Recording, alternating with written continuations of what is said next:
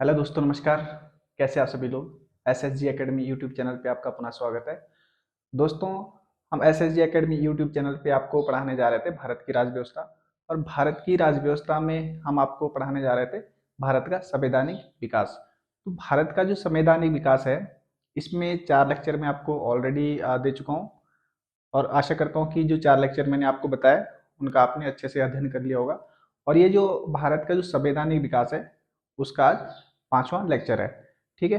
तो 5वें लेक्चर में जो हम आपको आज बताने जा रहे हैं, इसमें आपको आज बताएंगे 1935 का भारत शासन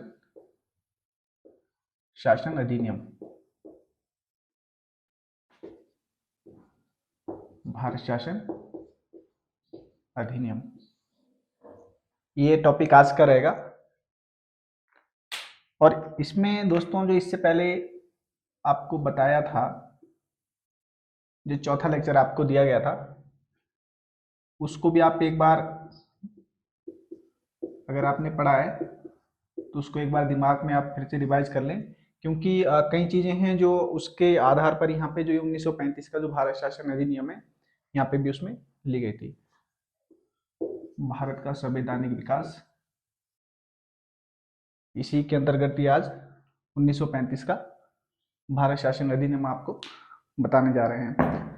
इससे पहले जो चौथा लेक्चर था, उसमें आपको बताया गया था 1919 का भारत परिषद अधिनियम, 1909 का भारत परिषद अधिनियम और 1919 का भारत शासन अधिनियम। ठीक है। तो 1919 का जो भारत शासन अधिनियम था, उसमें प्रावधान किया गया था कि प्रत्येक 10 वर्ष के पश्चात भारत की जो राजनीतिक परिस्थिति है, उसकी समीक्षा की जाएगी। ठीक है, 10 वर्ष के पश्चात। यानी कि ये समीक्षा कब होनी थी? 1919 के बाद 1929 में।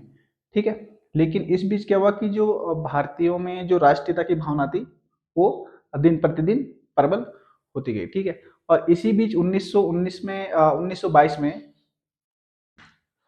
1922 1922 में, क्योंकि जो संविधान की मांग जैसे ही 1985 में जब कांग्रेस का गठन हुआ था, लगातार जो जब भी कांग्रेस के अधिवेशन वगैरह होते थे, तो उसमें भी अपने जो भारत के लिए जो संविधान है, उसके लिए मांग उठती गई। तो इसी प्रकार 1922 में महात्मा गांधी ने एक कथन दिया था कि जो भारत का जो संविधान है, वो भारतीयों की इच्छा के अनुसार बने। हालांकि उन्होंने इस बात का तो जिक्र नहीं किया कि जो भारत का संविधान है, उसका निर्माण भारतीयों के द्वारा किया जाए। ठीक है। उनका कहना था कि जो भारत का जो संविधान है, वो जो ब्रिटिशर्स है, आप ही बनाए, जो ब्रिटिश संसद है वहीं से पारित किया जाए, लेकिन जो संविधान होना चाहिए वो भारतीयों की इच्छा के अनुसार होना चाहिए। ठीक है। तो जो इसमें प्रावधान हो, वो उस प्रकार के हो, जन कल्याणकारी हो, जो भारत के हित में हो। ठीक है। ये बात इसमें कही गई थी। तो इस प्रकार से जब ये भारतीयों में जब स्वराज के प्रति या संविधान निर्माण के प्रति जब इस प्रकार की मांग उठती गई, ठीक है, भारतीयों में जो राष्ट्रीयता की भावना थी वो प्रबल होती गई। तो इसी परिप्रेक्ष्य में नवंबर 1927 में ब्रिटेन में एक आयोग का गठन किया गया। ठीक है। नवंबर 1927 में एक आयोग का गठन किया गया। ठीक है। और इसकी किसकी अध्यक्षता में? सर जॉन साइमन, इनकी अध्यक्षता में एक आयोग का, साइमन कमीशन का गठन किया गया। ठीक है। और इसमें कितने सदस्य थे? 7 सदस्य इसमें थे। और ये सभी सदस्य कौन थे? जो ब्रिटेन की जो संसद थे, ये ब्रिटेन की जो संसद थे, संसद के सदस्य थे, यानी कि सांसद, ये ब्रिटेन के सांसद थे। ठीक है, जो ये साइमन कमीशन के सदस्य थे। तो इस बेस से ये सभी ब्रिटेन के ही लोग थे। तो इस बेस से जो भारतीय जो राजनीतिक दल थे, ठीक है, उस समय मुख्यतः जैसे भारतीय राष्ट्रीय कांग्रेस हो गया या मुस्लिम लीग हो गया, ठीक है, और भी छोटी छोटी बहुत सारी पार्टियां थी जिन्होंने इस साइमन कमीशन का विरोध किया। ठीक है। ये भारत में वैसे 3 फरवरी 1928 को ये जो साइमन कमीशन था, ये भारत आया। तो कई बार एग्जाम में क्वेश्चन आ जाता है कि जो साइमन कमीशन है इसका गठन कब हुआ, और ये जो साइमन कमीशन है ये भारत कब आया। तो बच्चे कंफ्यूज हो जाते हैं कि किसमें क्या करें। ठीक है, तो सिर्फ आपने एक चीज दिमाग में रखनी है कि जब भी गठन की बात करें, ठीक है, कि भाई जो साइमन कमीशन है उसका गठन कब हुआ। ठीक है, तो कब हुआ में आपने फिर जो ये 1927 करना है, और अगर बात करें कि भारत कब आया, ठीक है, तो आपने उसको 1928 करना है। तो ये चीजें आप ध्यान रखेंगे। तो 1928 में ये भारत आया, तो सभी राजनीतिक दल थे भारत में, उन्होंने इसका विरोध किया, भारतीय जनता ने इसका विरोध किया। ठीक है, और नारे लगाए साइमन गो बैक, ठीक है, साइमन तुम वापस जाओ, इस प्रकार के नारे लगाकर इसका विरोध किया गया। ठीक है, इसके बाद भी फिर भारत में कई घटनाएं घटित हुई। ठीक है, जैसे 1928 में नेहरू रिपोर्ट्स हो गई, 1929 में जिन्ना के 14 सूत्र हो गए। इसी प्रकार से 3 गोलमेज सम्मेलन हुए थे, गोलमेज सम्मेलन हुए थे लंदन में। ठीक है, 3 गोलमेज सम्मेलन हुए थे। तो जो प्रथम गोलमेज सम्मेलन हुआ था ये हुआ था नवंबर 1930 से जनवरी 1931 तक। ठीक है, यानी कि 1930 और 31 में ये क्या हुआ, 1930-31 में क्या हुआ, प्रथम गोलमेज सम्मेलन हुआ। और फिर सितंबर 1931 से 1931 से दिसंबर 1931 तक द्वितीय गोलमेज सम्मेलन हुआ। और फिर नवंबर 1932 से दिसंबर 1932 तक तीसरा गोलमेज सम्मेलन हुआ। और जो तीसरा गोलमेज सम्मेलन था इसमें ब्रिटिश संसद में एक श्वेत पत्र प्रस्तुत किया गया। ये जो श्वेत पत्र है ये एक जटिल दस्तावेज था, बहुत बड़ा दस्तावेज था, और इसी श्वेत पत्र के आधार पर 1935 भारत शासन अधिनियम पारित किया गया।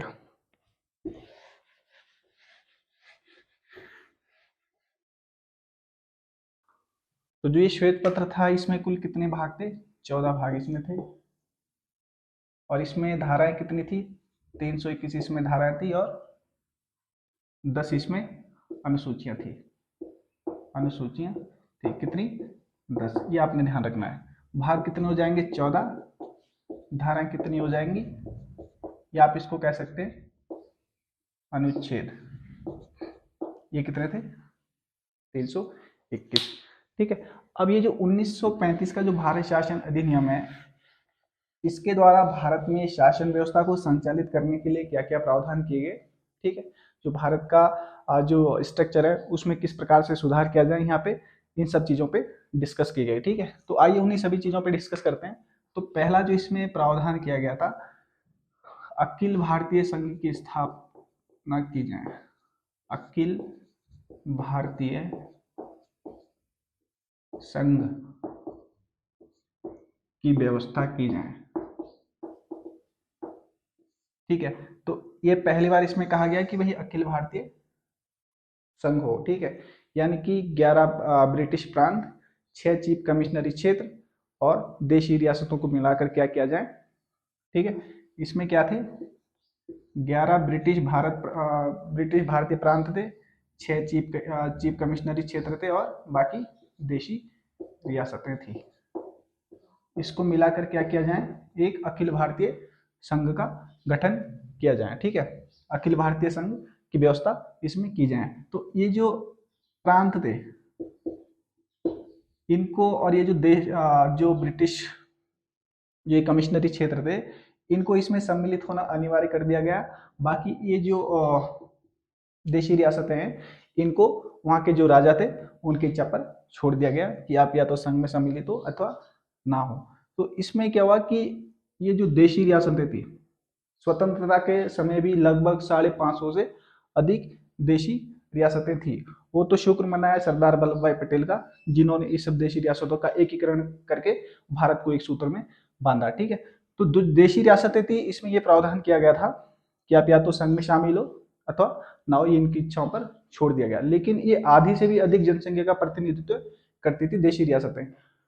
तो उस परिस्थिति में क्या हुआ, एक निर्धारण किया गया कि भाई इतनी अगर देशी रियासतें इसमें सम्मिलित हो जाती है तो अखिल भारतीय संघ का गठन हो जाएगा, अदरवाइज नहीं होगा। तो ये जो देशी रियासतें थी इन्होंने इसमें शामिल होने से मना कर दिया। ठीक है, यानी कि जो एक निर्धारित संख्या थी उसका इसमें सम्मिलित नहीं हुआ। देशी रियासतों का। इस वजह से क्या हुआ, ये जो अखिल भारतीय संघ की जो व्यवस्था का प्रावधान था ये सफल नहीं हो सका, यानी कि अखिल भारतीय संघ अस्तित्व में इस अधिनियम में नहीं आ पाया। ठीक है, अब जो दूसरा बिंदु है इसमें, दूसरा बिंदु है दोस्तों केंद्र में द्वैध शासन। केंद्र में द्वैध शासन।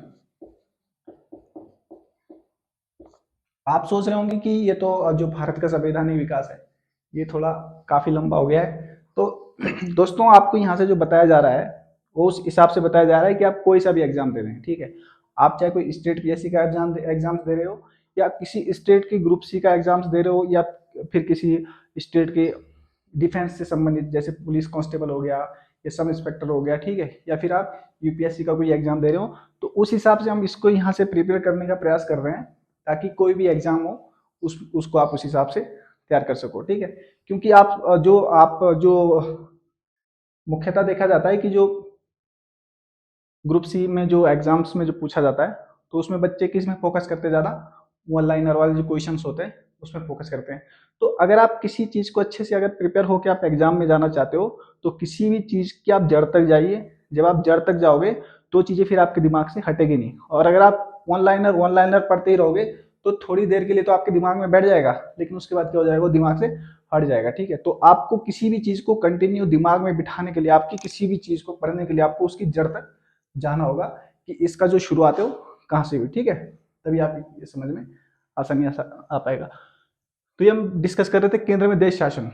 तो अभी आपने देखा 1919 का जो भारत शासन अधिनियम था उसमें क्या प्रावधान किया गया था, प्रांतों में द्वैध शासन लागू किया गया। ठीक है, और ये 1935 का भारत शासन अधिनियम, इसमें क्या किया, केंद्र में डुअल गवर्नमेंट इसमें लागू किया गया। ठीक है, द्वैध शासन इसमें लागू किया गया, कहाँ पे, केंद्र में। तो इसमें भी दोस्तों जो शक्तियां हैं, शक्तियों का भी बंटवारा कर दिया गया, किसमें, केंद्र में और इकाइयों में। ठीक है, यानी कि केंद्र में और प्रांतों में। तो इसमें पहले शक्तियों का विभाजन कर दिया गया, शक्तियों का विभाजन। इसमें कितनी सूचियों में विभाजन कर दिया गया, 3 सूची, संघ सूची, प्रांतीय आप कह लीजिए या राज्य सूची कह लीजिए, और समवर्ती सूची। इस प्रकार से इसको 3 सूचियों में जो विषय है वो डिवाइड कर दिए गए। ठीक है, पुनः जो ये संघ सूची है इसको फिर से इसके जो विषय थे इनको 2 भागों में डिवाइड कर दिए। एक थे आरक्षित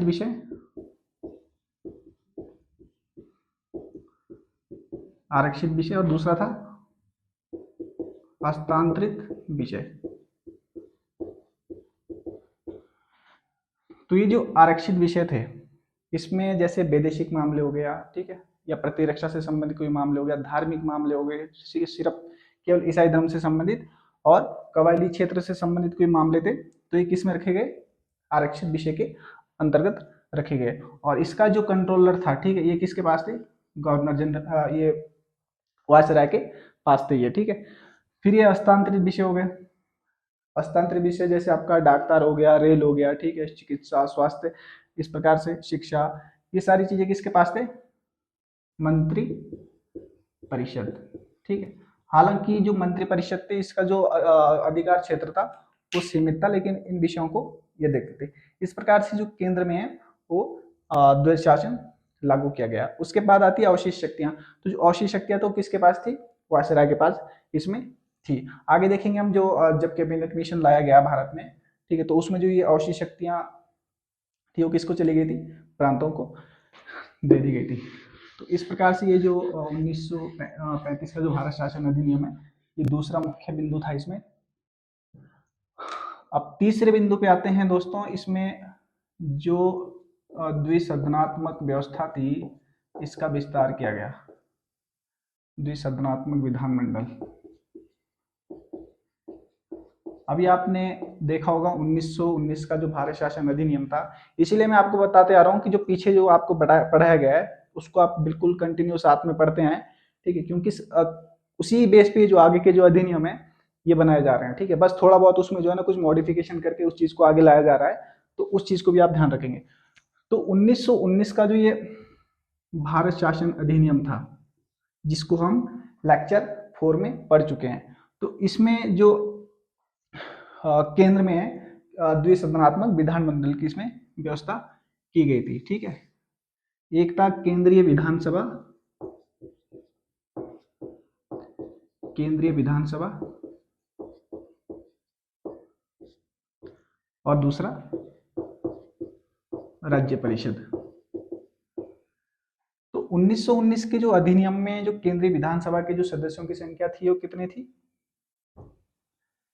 और राज्य परिषद के सदस्यों की संख्या कितनी थी? तो केंद्रीय विधान परिषद के केंद्रीय विधानसभा के सदस्यों की संख्या थी 144, और इस अधिनियम के द्वारा 1919 के अधिनियम के द्वारा इनके जो सदस्यों की संख्या वो कितनी कर दी गई? 375। ये आपने ध्यान रखना है। इसी प्रकार से जो ये राज्य परिषद है, इसके सदस्यों की संख्या इसमें कितनी थी 1919 के अधिनियम में? 60। और ये 1935 के अधिनियम में इसको कितना कर दिया गया? 200 बढ़ा दिया, सीधे 260 कर दिया। और पहले इसका जो कार्यकाल था कितना था? 3 वर्ष था 1919 के अधिनियम के तहत।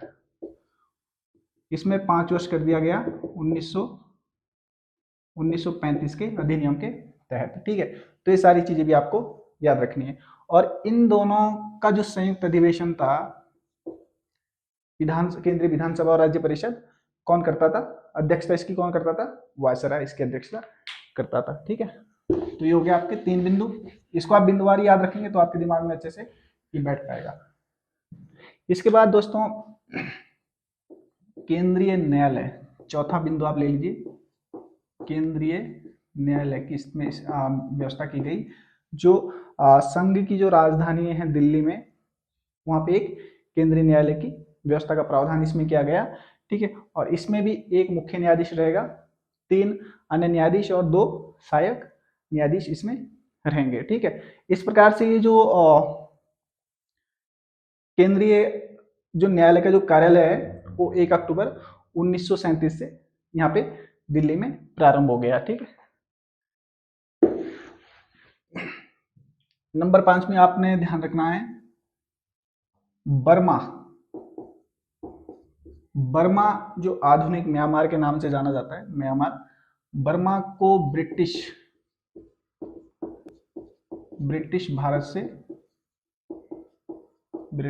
से अलग कर दिया गया। ठीक है, 1935 का जो अधिनियम है, इसी के तहत 1937 में बर्मा को ब्रिटिश भारत से अलग कर दिया गया। ठीक है, और 4 जनवरी 1948 को ये बर्मा है ये ब्रिटेन से स्वतंत्र हुआ। जैसे भारत कब स्वतंत्र हुआ था? 15 अगस्त 1947 को ब्रिटेन से जो ब्रिटिश सरकार से हमने पूर्ण रूप से स्वतंत्रता हासिल कर ली थी। ठीक है, इसी प्रकार से ये जो बर्मा है ये कब स्वतंत्र हुआ? 4 जनवरी 1948 को। ठीक है, छठे बिंदु पे आप आएंगे केंद्रीय बैंक का इसमें प्रावधान किया गया। ठीक है भाई, ये केंद्रीय बैंक होना चाहिए, और वो केंद्रीय बैंक कौन सा था? भारतीय रिजर्व बैंक। ठीक है, इसके प्रावधान केंद्रीय बैंक की व्यवस्था का प्रावधान इसमें किया गया। हालांकि जो केंद्रीय बैंक है, भारतीय रिजर्व बैंक है, इसकी स्थापना कब हुई? भारतीय रिजर्व बैंक अधिनियम 1934 के तहत कब हुई? 1 अप्रैल 1935 को। ठीक है, और प्रारंभ में इसका जो कार्यालय था, प्रधान कार्यालय कहाँ था? कलकत्ता में। 1937 में इसका कार्यालय कहाँ शिफ्ट कर दिया गया? बम्बई, स्थायी रूप से। ये चीजें आपने ध्यान रखनी है। ठीक है, बम्बई में इसका कार्यालय स्थायी रूप से शिफ्ट कर दिया गया। ठीक है, तो प्रारंभ में जब ब्रिटिश शासन के दौरान ये जो केंद्रीय बैंक था, भारतीय रिजर्व बैंक, ये क्या था? एक निजी स्वामित्व का बैंक था। ठीक है, बाद में जब देश स्वतंत्र हुआ, उसके बाद 1 जनवरी 1949 को इसका राष्ट्रीयकरण कर दिया गया और ये सीधे सीधे किसके कंट्रोल में आ गया, भारत सरकार के कंट्रोल में ये बैंक आ गया। ठीक है, तो ये चीजें भी कंप्लीट हो गई।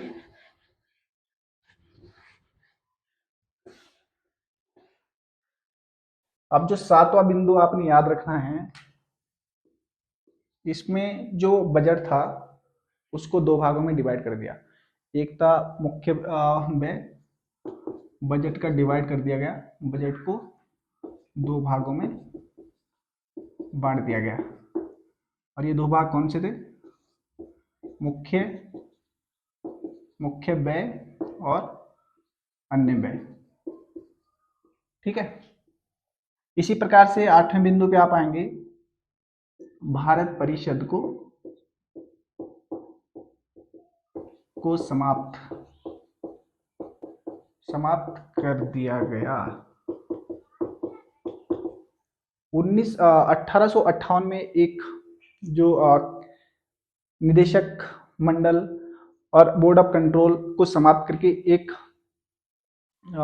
परिषद का गठन किया गया था। किसका, भारत परिषद का गठन 1858 को। ठीक है, तो ये जो 1858 में जो भारत परिषद का गठन किया गया था, इसको 1935 की अधिनियम के द्वारा इसको समाप्त कर दिया गया। हालांकि जो भारत राज्य सचिव है उसका पद यथावत रहा। ठीक है, और उसके कार्यों में सहायता के लिए ब्रिटेन में एक सलाहकार कमेटी वहां पे गठित की गई। ठीक है, तो उस समय समय पे जब भी उसको जरूरत पड़ती थी तो उनसे सलाह लेता रहता था। धीरे धीरे देखेंगे आपकी जो भारत राज्य सचिव का जो पद है लास्ट में समाप्ति हो जाता है। ठीक है, तो ये चीजें आपने याद रखनी है। बाकी जो आपने इसके बाद का जो पॉइंट याद रखना है,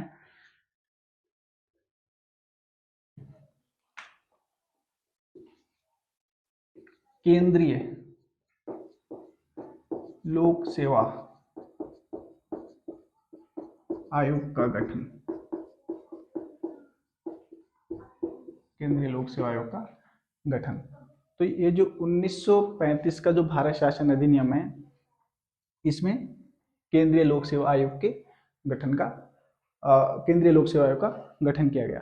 ठीक है, तो हम ये अगर पीछे चलते हैं 1919 का जो भारत शासन अधिनियम है, इसमें प्रावधान किया गया था लोक सेवा जो लोक सेवक है उनकी नियुक्ति के लिए लोक सेवा आयोग के गठन का इसमें प्रावधान किया गया। 1935 की बात नहीं कर रहा हूँ, 1919 का जो भारत शासन अधिनियम है मैं उसकी बात कर रहा हूँ।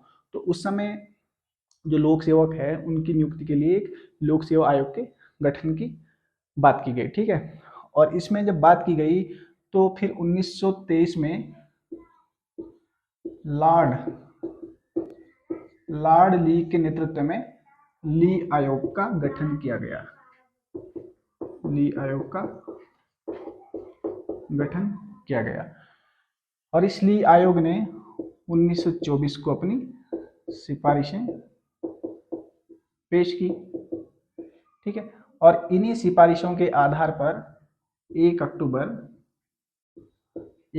1926 को ये जो मैंने आपको बताया था केंद्रीय लोक सेवा आयोग का गठन किया गया।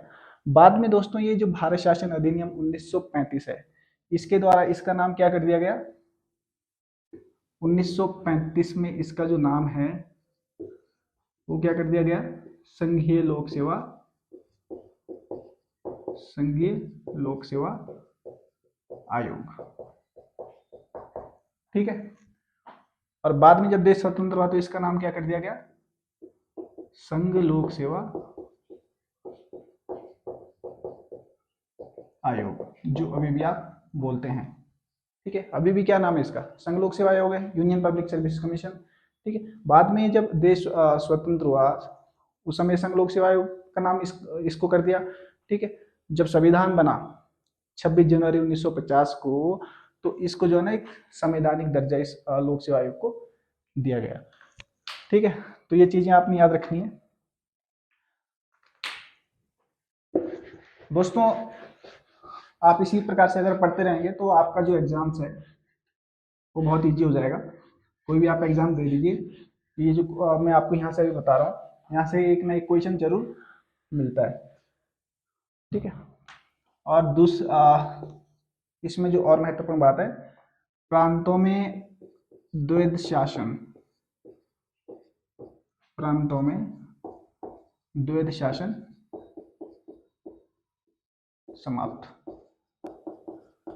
आपने देखा होगा 1919 के अधिनियम के द्वारा प्रांतों में द्वैध शासन लागू किया गया था। ठीक है, प्रांतों में तो लागू किया गया 1919 में, और फिर 1935 के भारत शासन अधिनियम के द्वारा प्रांतों से द्वैध शासन समाप्त कर दिया, प्रांतों से समाप्त कर दिया और केंद्र में लागू कर दिया। ठीक है, ये चीजें कंफ्यूज करती है एग्जाम में बहुत ज्यादा, तो आप इसको ध्यान रखेंगे कि 1919 का जो भारत शासन अधिनियम है उस समय प्रांतों में द्वैध शासन लागू किया गया, और 1935 के भारत शासन अधिनियम के द्वारा इसको समाप्त कर दिया गया। ठीक है, और केंद्र में द्वैध शासन कब लागू किया गया? 1935 भारत शासन अधिनियम के द्वारा। ठीक है, तो बाकी फिर 1935 का जो भारत शासन अधिनियम है, इस समय 11 प्रांतों में